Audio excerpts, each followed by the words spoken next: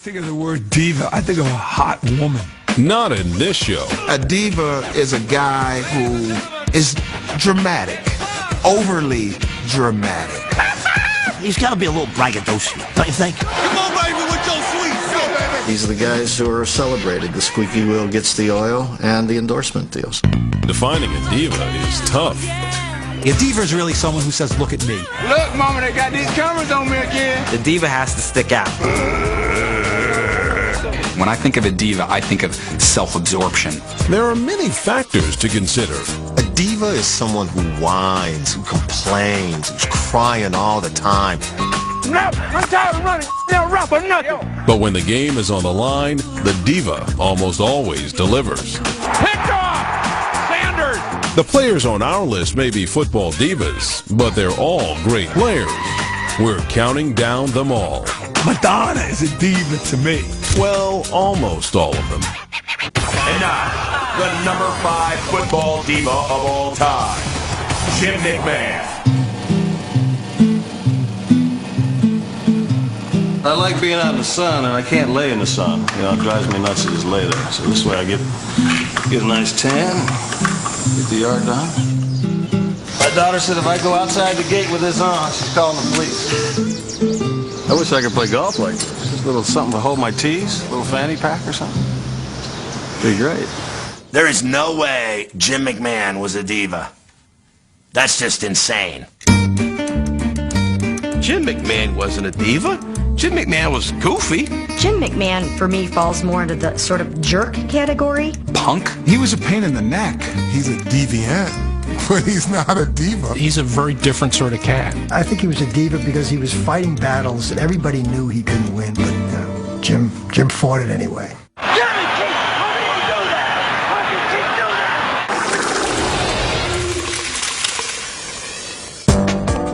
Our number 5 diva is a proud graduate of BYU.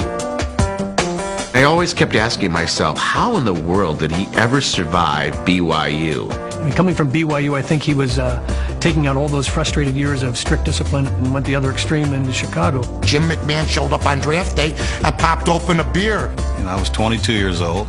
I'd just taken a 3.5-hour flight. I took a 40-minute limo ride to the thing. I was a little thirsty, so I had a beer, big deal. He was Dennis the Menace. If he could get into something, he probably would. McMahon was sort of anti-authoritarian more than anything. I mean, I don't think of him as glamorous by any means. He was just rebellious. You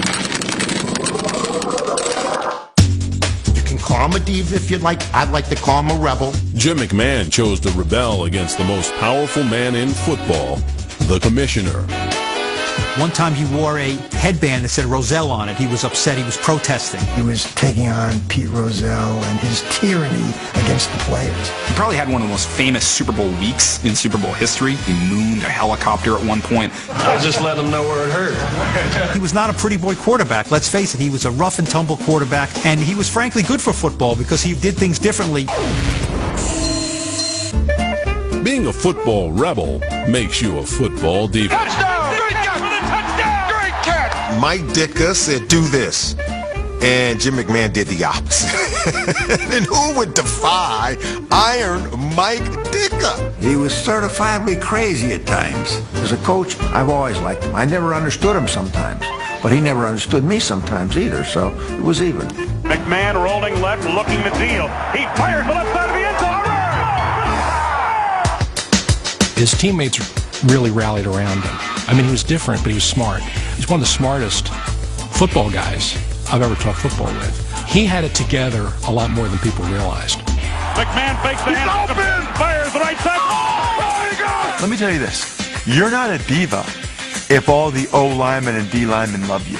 Jim McMahon is a macho man.